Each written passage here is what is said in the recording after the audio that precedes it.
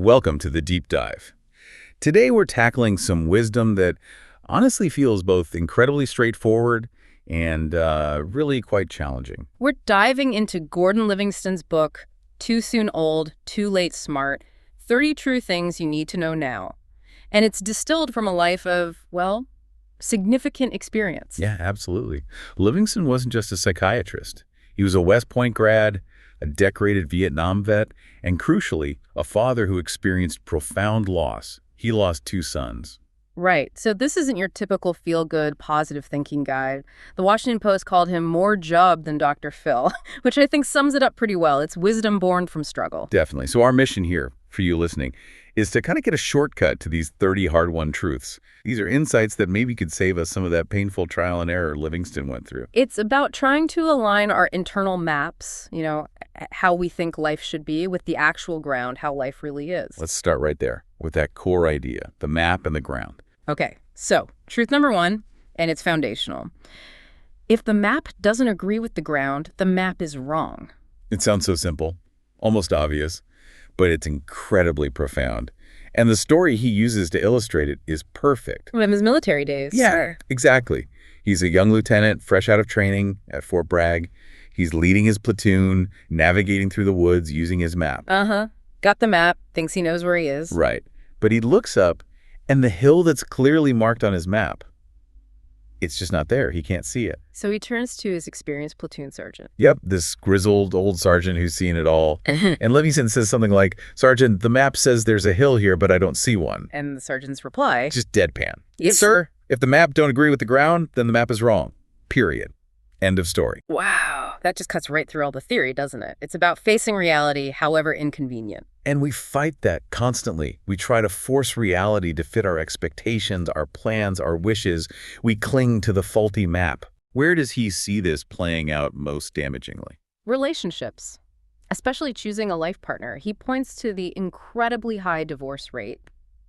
Over half of first marriages failing as clear evidence that our societal map for choosing a partner is just broken. We're using the wrong criteria, focusing on the wrong things. Pretty much. We go for maybe superficial charm or fleeting chemistry or projections of who we want the person to be instead of looking for stable, observable traits. Things like kindness, empathy, a capacity for commitment. And he's quite blunt about what traits to actively avoid, isn't he? He talks about personality disorders. He is very blunt. He basically suggests that the section in the psychiatric manual describing things like narcissistic, borderline, histrionic personalities, it could just be titled People to Avoid. Ouch. But the point isn't armchair diagnosis, right? It's pattern recognition. Exactly. It's about observing behavior over time. Hmm. Are they consistently kind? Are they reliable? Or are they impulsive, selfish, prone to lying?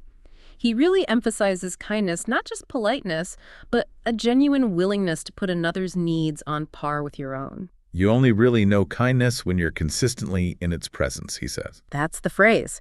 Okay, so we've got this idea. Face reality, check your map. But then comes the hard part, changing direction when the map is wrong. This leads into truth number 3. Which is? It is difficult to remove by logic an idea not placed there by logic in the first place. Yes. Trying to reason someone out of an emotional belief, or even reasoning yourself out of one. It rarely works. We run on autopilot so much of the time. Our reactions, our bad habits, they aren't usually logical calculations. They're deep-seated emotional patterns, maybe coping mechanisms we learned long ago. He gives that example, doesn't he? The guy who comes home stressed and immediately picks a fight with his partner about the house. Yeah, the classic scenario. Logically, he knows it's counterproductive. It'll just make things worse. But the feeling of powerlessness from his day triggers this automatic, illogical lashing out as a way to regain some sense of control, even if it's negative control. And unless you dig into why you do that, what feeling you're trying to manage. Just keep doing it. Which brings us neatly to truth 18. There is nothing more pointless or common than doing the same things and expecting different results. The definition of insanity, as they say. Though Livingston attributes it more to a lack of insight. Definitely. Look at remarriage statistics. The failure rate for second, third, sometimes even fourth marriages is often higher than for the first. Really? Higher. Wow. Yeah, it's what he calls a triumph of hope over experience. People change the scenery, they change the person, but they haven't changed the underlying patterns, the faulty map they're using to choose or behave. The script repeats. So the map stays wrong, and we keep crashing into the same obstacles. What stops us from correcting the map, even when the consequences are painful? Ugh, well, that's a big one. Self-deception. Truth 20. It's a poor idea to lie to oneself. We're masters at this, aren't we? Denial, rationalization. Oh, yeah. Blaming coincidence, calling things accidents. Livingston uses the example of finding incriminating emails, discovering infidelity. The guilty party might try to frame it as a slip-up, a misunderstanding, anything to avoid looking at the core behavior and what it means about them. Because that self-confrontation is just too painful. It creates what psychologists call cognitive dissonance. You have this image of yourself, the good partner, the honest person, colliding with the reality of your actions. It's deeply uncomfortable. So the lie protects the self-image, but prevents any real change. Exactly. If it was just an accident or one mistake, then you don't need fundamental change, right? You just need to be more careful next time. The lie keeps the faulty map taped together. Okay, this is heavy stuff, but it leads directly to perhaps the most central, actionable truth in the book. Truth number 2. We are what we do. Simple. Brutal. Utterly. It cuts through all the noise about intentions, feelings, thoughts. He argues we aren't defined by our noble intentions or our complex inner worlds nearly as much as we think. We are defined by our actions, what we actually do. He applies this to therapy too, right? Like with depression. Yeah, he talks about patients hoping a pill will just magically make them happy. But he points out medication can help with symptoms, lift the crushing sadness, maybe improve energy. But happiness itself is something more. It's an active state. It requires, what did he say? Meaning and pleasure? Meaning and pleasure, yes. Not just the absence of despair. Happiness has to be built through actions. So if we are what we do, this also becomes the key to judging others. Absolutely. Forget the promises, the smooth talk, the dramatic apologies. Look at the track record.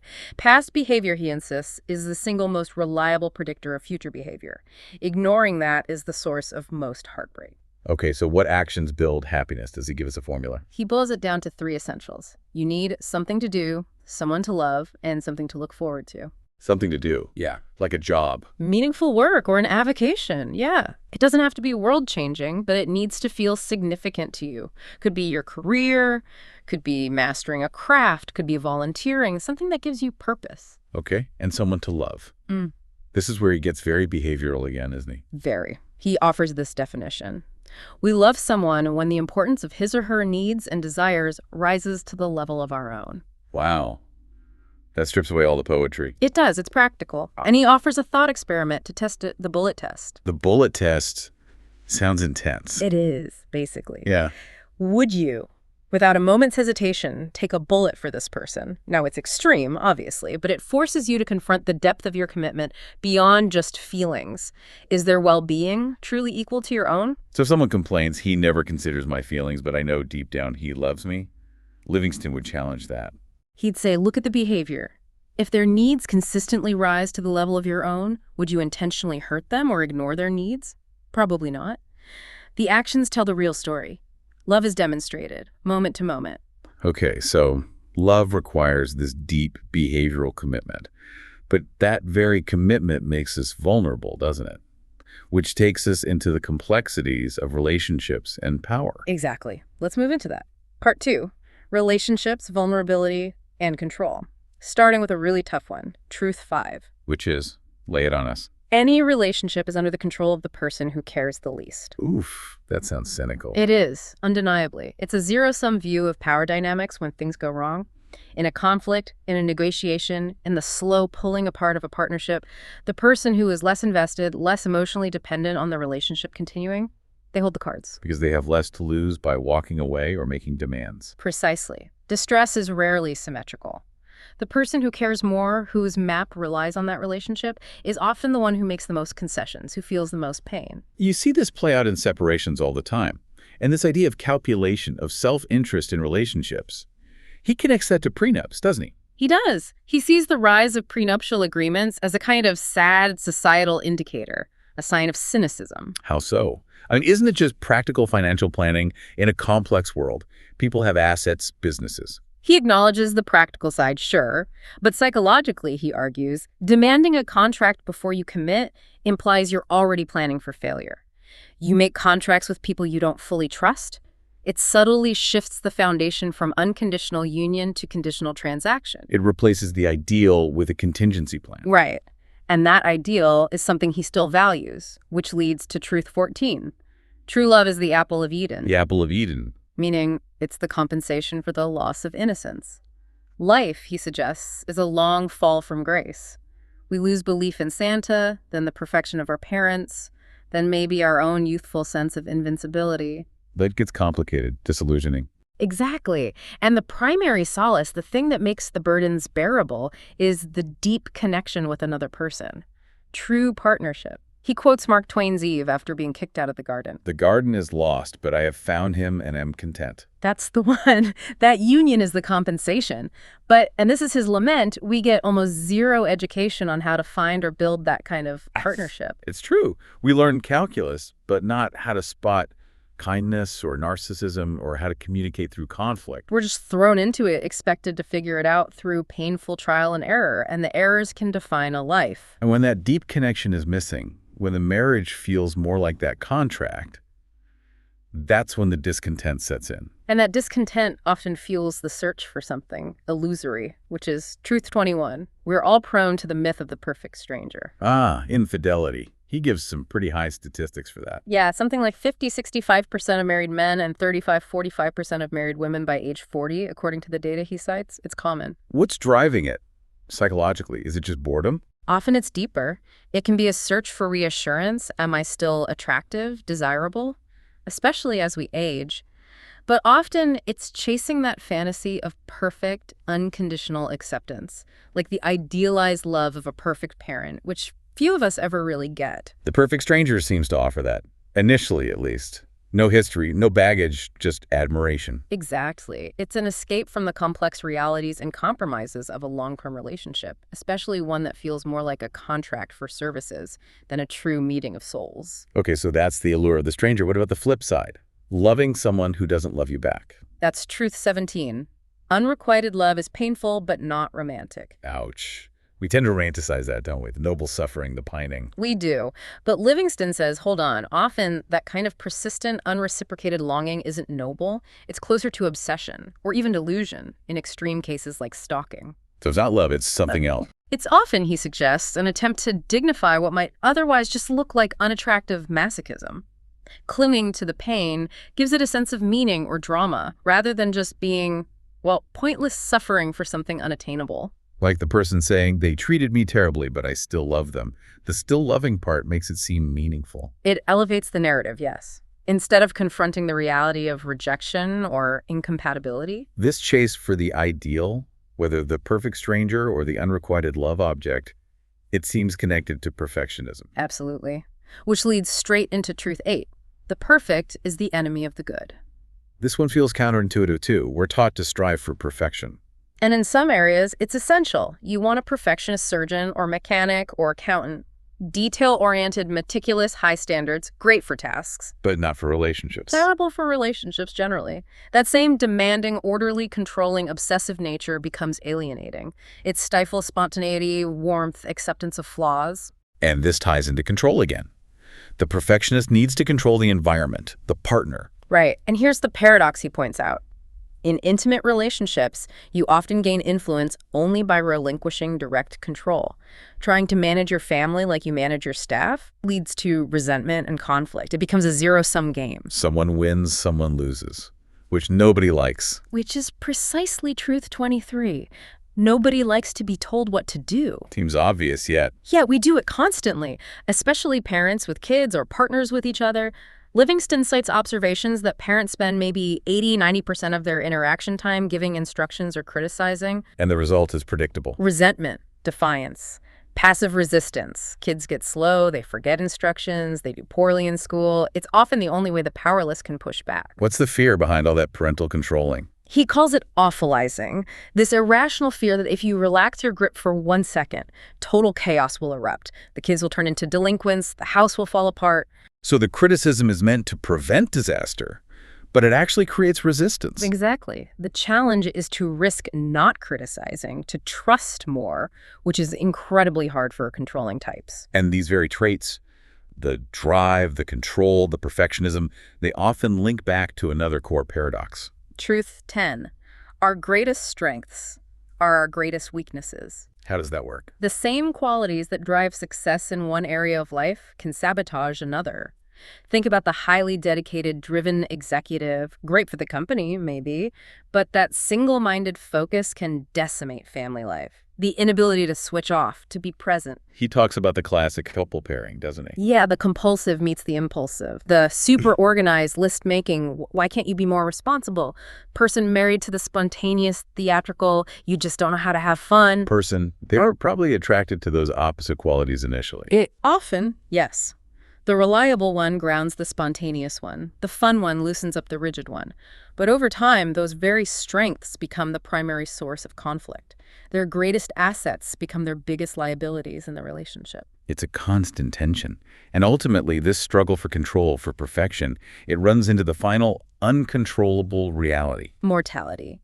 The ultimate paradox, he says, is that trying to control everything is futile because life is impermanent. Only by accepting that, embracing our limited time, can we actually find happiness within that time. The biggest risk is taking no risks at all. Wow. Okay, that acceptance really sets us up for the next section, doesn't it? Moving into choice, courage, and how we break free from the prisons we build for ourselves. Right into part 3, and it starts with that powerful image. Truth 11, the most secure prisons are those we construct for ourselves. What are these prison walls made of? Not literal bricks and bars. No, they're made of fear. Fear of failure, fear of disappointment, fear of change. They're made of inertia. Unfulfilled dreams we're too scared to pursue. We get comfortable in our discontent. And he makes a sharp distinction between just wishing things were different and actually doing something. Huge distinction. He criticizes what he calls the lottery mentality, this passive hope that happiness will just arrive, fully formed maybe through luck or some external event. Like winning the lottery will solve everything. Exactly. But real positive change, he argues, is almost always slow. It's like planning and executing a prison break. It takes imagination, planning, patience, and persistent, often small steps. Just saying you want to escape doesn't unlock the door. So how do we start dismantling these walls? What's needed? Freedom of choice. That's fundamental to mental well-being. Truth 29. Mental health requires freedom of choice. And conversely, mental illness is characterized by constraint. Often, yes. Think about anxiety disorders. The person starts avoiding situations that trigger anxiety. Slowly, their world shrinks. They avoid driving, then crowds, then maybe leaving the house. Their choices become incredibly constrained, not by bars, but by the avoidance itself. They become afraid of the fear. So reclaiming mental health means reclaiming choices, taking risks. It comes down to tolerance of risk. And Livingston's message is ultimately hopeful here. Even in the worst situations, we almost always have some choice, some agency, even if it's just choosing our attitude. We're never entirely trapped unless we believe we are. But embracing choice, embracing change, pursuing happiness, that feels risky in itself. Which is exactly his point in Truth 13. Happiness is the ultimate risk. That sounds backwards. Why is happiness risky? Isn't misery the risky state? Well, think about it. Chronic pessimism or mild depression can actually feel quite safe. Your expectations are low, you're braced for disappointment, so you're rarely blindsided by it. The pessimist feels like a realist. Nothing good can happen, so nothing bad can surprise you. Sort of. But choosing happiness means opening yourself up. It means having something good that you could potentially lose. You risk disappointment, loss, the pain of having happiness taken away by circumstance or time. And we live in such a risk-averse culture. We try to eliminate all danger. We do. We outsource risk to soldiers, police, firefighters. So convincing someone stuck in unhappiness to take a chance on new behaviors, new relationships, new ways of thinking, it's hard. The fear of failure or further pain often outweighs the hope for happiness. So how do you break that cycle? If you're waiting to feel happy or motivated before you act? You'll wait forever. This brings us back to behavior. Truth 6. Feelings follow behavior. Not the other way around. Not usually, no. Most unhappy people are passively waiting. I'll go out with friends when I feel less depressed. I'll start exercising when I have more energy. Livingston says that's the wrong way around. You have to do the thing first, even if you don't feel like it. Exactly. You act your way into feeling better. Force yourself to go for the walk, make the call, engage in the activity known to bring pleasure or meaning. The action comes first, and the improved feeling, the motivation, the sense of accomplishment that follows, it requires a leap of faith or just sheer will sometimes. This emphasis on action and responsibility, it leads him to a pretty sharp critique of how we sometimes approach mental health issues, doesn't it? Yes, particularly the illness model, Truth 24. The major advantage of illness is that it provides relief from responsibility. Okay, unpack that. Yeah. He's not saying mental illness isn't real, surely. No, not at all. He's a psychiatrist. He knows it's real. But he's wary of how the sick role can sometimes be counterproductive. When we equate emotional struggles exactly with purely physical diseases, it can encourage passivity. The person feels they just have to wait for the cure, the pill, the therapy, rather than actively participating in their own recovery through behavioral change. It takes away agency. It can. He points to things like diagnostic trends. He mentions adult ADD, for instance. For someone struggling with procrastination and disorganization, getting that diagnosis can feel like a relief, an explanation. And maybe medication helps. But it can also short-circuit the harder work of building organizational skills, changing habits, taking responsibility for managing their life. He's also critical of formal disability status for emotional issues. He is quite critical, yes. While acknowledging the need for support, he worries that systems that essentially pay people for being helpless can reinforce that helplessness, damaging self-respect in the long run. The feeling of overcoming challenges, even small ones, is crucial for self-esteem. So the antidote to this passivity, this feeling of being trapped, is boldness. Boldness and action. Which brings us to one of his most striking truths, illustrated by his own life. Truth 7. Be bold, and mighty forces will come to your aid. This comes from his Vietnam experience, right? Directly. He was a major, respected officer, West Point background. But he became deeply disillusioned by the war, its futility, its moral compromises. Was there a specific moment? He describes realizing the sheer waste. They were firing incredibly expensive artillery rounds, hundreds of dollars each, a fortune then at random jungle targets, sometimes even, believe it or not, at buckets of urine set out to fool enemy detectors. The absurdity hit him hard. That's staggering. It pushed him to act. On Easter Sunday, 1969, at a big change of command ceremony, with generals and journalists present, he did something incredibly risky. What did he do? He wrote and distributed copies of something called the Black Horse Prayer. It was this biting, sarcastic prayer asking God for more destructive weapons, bigger bombs, and begging to be saved from the catastrophe of peace. Wow. That took guts. What happened? Predictably, he was immediately sidelined, arrested, investigated, basically considered an embarrassment, and quickly sent home.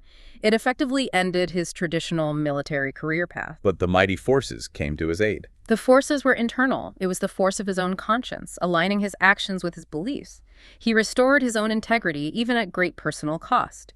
He acted boldly based on the reality he saw. That kind of decisive action often requires asking the right questions, which leads us to Truth 9. Life's two most important questions are why and why not. The trick is knowing which one to ask. Okay, how do we know which one?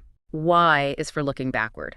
It's the question for self-examination, for understanding patterns. Why do I keep making the same mistakes in relationships? Why do I react so strongly to authority? It's about digging into motives, understanding your past script, the unexamined life, as Socrates said. That worth living. Right. So why is for insight. Exactly. But why is useless, even paralyzing when you're facing a future choice, a potential risk. Then the question has to be, why not? Why not take the new job? Why not ask that person out? Why not move? Precisely. Why not implies action, risk, possibility. Refusing to ask why not is essentially an act of despair. It's saying no change is possible, or I'm too scared to try. And failing to ask these questions, failing to confront the truth about our patterns or our choices, it's ultimately futile. Which is Truth 19. We flee from the truth in vain. And this connects to one of the most deeply personal stories in the book. The story of his own adoption. Yes. He was 34 years old, undergoing psychoanalysis, when his analyst gently revealed the truth his adoptive father had kept hidden his whole life. He was adopted. How did he react? A mix of anger at the decades of deception, but also, interestingly, relief. Relief that he wasn't biologically bound to repeat some of the patterns or traits he saw in his adoptive father. It was a complex wave of emotion. And he found out the details? His birth name, He did. He accessed the records, found his birth name was David Alfred Falk, and he discovered the adoption cost just $500.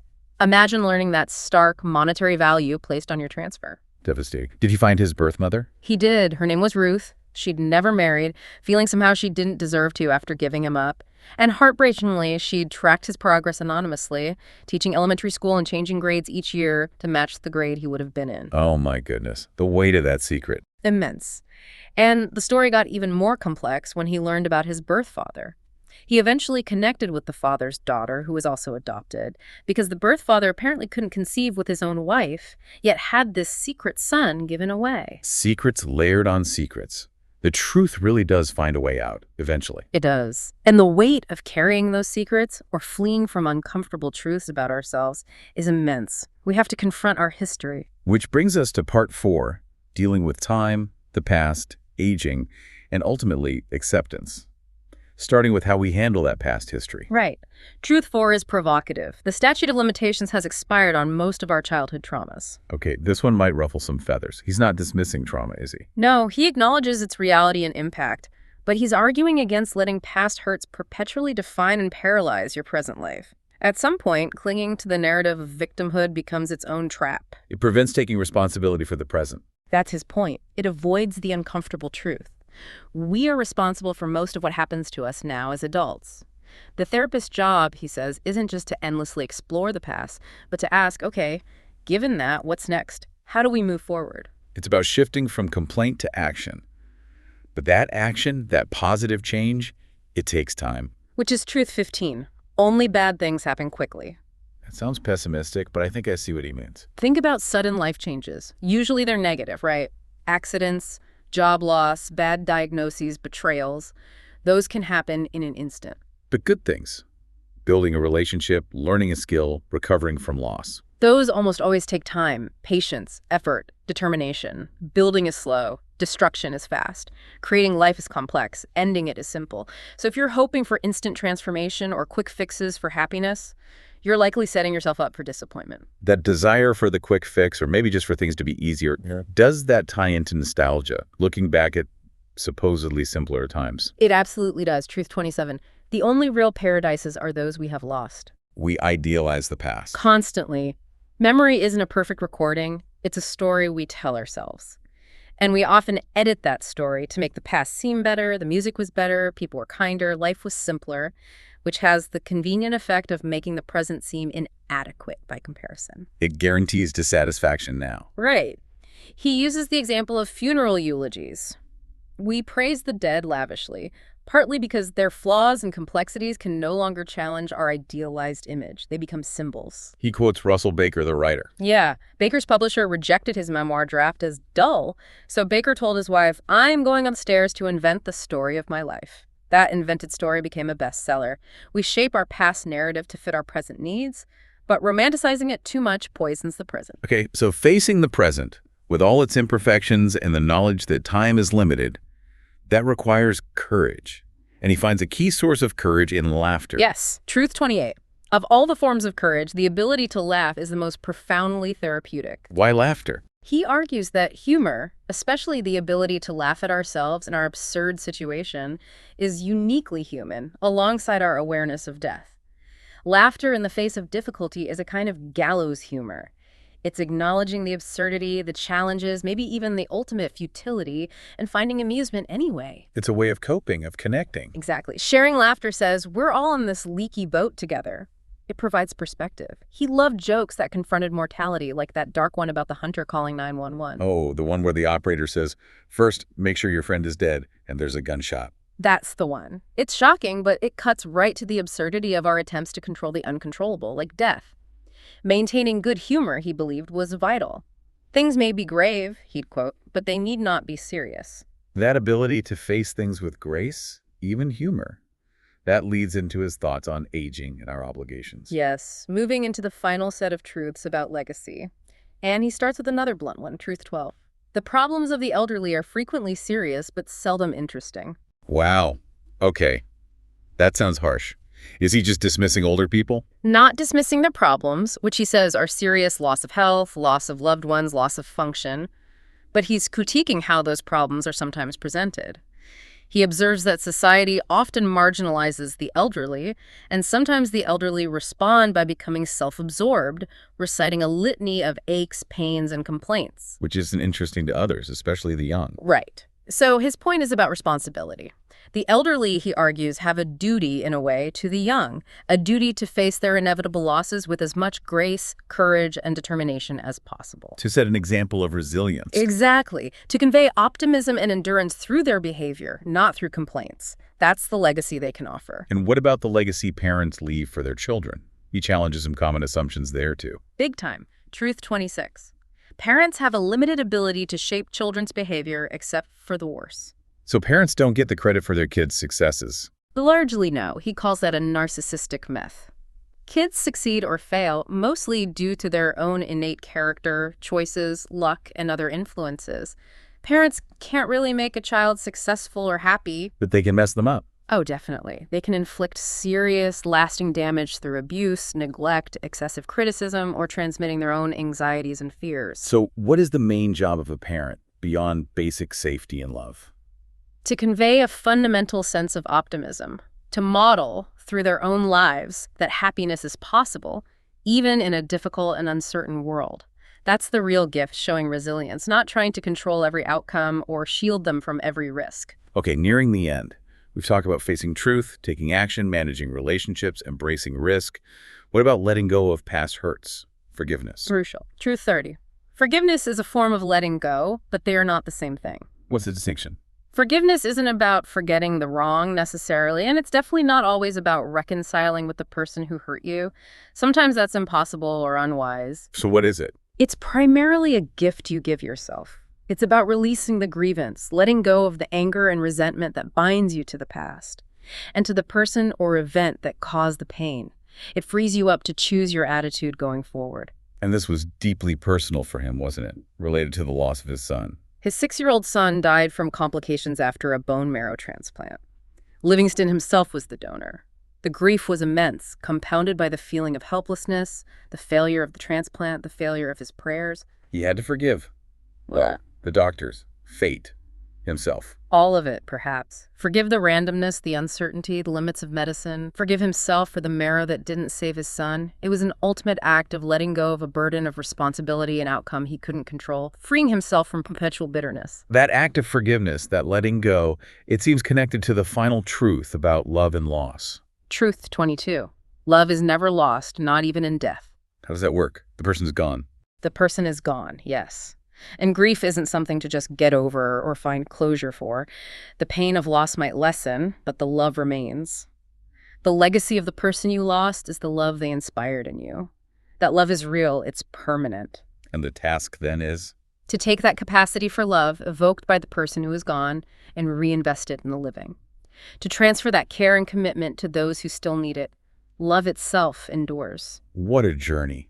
30 truths, none of them easy, all of them grounded in lived, often painful experience, aligning the map with the ground, acting instead of just feeling, embracing vulnerability, choosing courage, accepting limits. It's a lifetime's work, really, and Livingston forces us to confront what it's all for.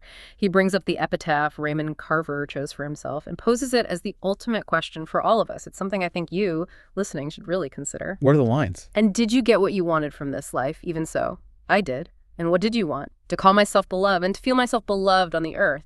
To feel beloved on the earth. Maybe that's the ultimate goal these truths point towards. So, the final thought for you is, what epitaph would summarize your life? What do you truly want? And how might reflecting on that change what you do today? That's it for this deep dive. Thanks for joining us.